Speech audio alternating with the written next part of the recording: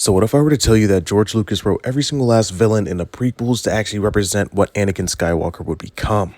George Lucas was very calculated and very meticulous in the way that he wrote all these characters. Today we're going to go over the main three villains and we're going to talk about exactly how they relate to Anakin Skywalker and how exactly George wrote them to represent what Anakin would become. So we're going to be talking about Darth Maul, Count Dooku, and General Grievous. First, we're going to be talking about Darth Maul. Now, when it comes to Darth Maul, he was a very broken character. He was a very angry character. He was someone who just wanted to gain the most power that he possibly could. Maul wasn't never going to give up without a fight. He was going to fight for everything, very angrily. He was always reaching deeper and deeper into the dark side of the Force, not giving even a single shred of the thought of giving it to the light side of the Force, or even to understand the light side of the Force. Actually, if you look at it very carefully, Darth Maul and Anakin Skywalker fight very similarly. Such as they're always trying to go on the offensive. They're never trying to defend themselves ever. I mean, obviously they can defend themselves when they need to, but at the end of the day, they're always trying to go on the offense. But even in Maul's actions, when he took over all of Mandalore, he is trying to gain power to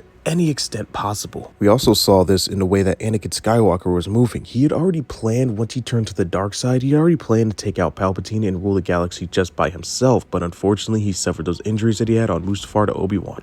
Now, next up is Count Dooku. Count Dooku is actually more of a tricky one because he doesn't necessarily have any qualities that Anakin Skywalker had himself. But what he did show is that actually some of the best Jedi can actually fall to Palpatine's influence, which is exactly what happened to Anakin Skywalker. Dooku fought very elegantly. Dooku was also known as one of the Jedis that would never actually betray the Order until it actually happened, and he fell victim to Palpatine's influence. Also, during the time, even as a Sith, when he had completely defected to the dark side of the Force, the Jedi didn't believe that Dooku would do any of the things that he was being accused of. Dooku was so revered as a Jedi that even when he defected to the other side, Ki-Adi-Mundi said that he is a political idealist and not a murderer. He was being accused of murder at the time. Dooku had eventually fully committed to the dark side of the Force once he had actually thought that the Jedi had lost their way. And this is one of the few influences of Palpatine. He had influenced both of his apprentices to think that the Jedi had fully lost their way and that he should betray them and join him. But even though he is the best of the best, as I said before, he could not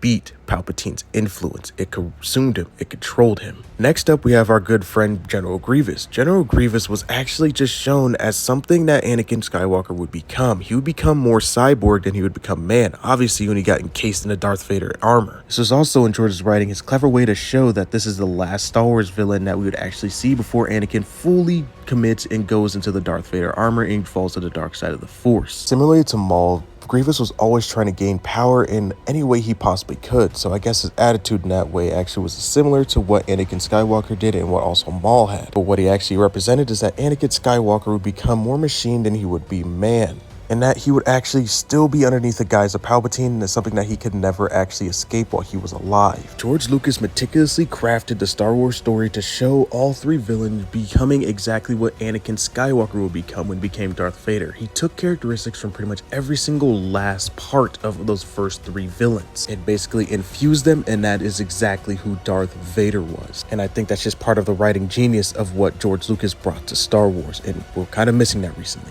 Well, anyway, hope you guys all enjoyed this video. Let me know your guys' thoughts and opinions in the comment section down below. May the Force be with you, and as always, have a great rest of your day.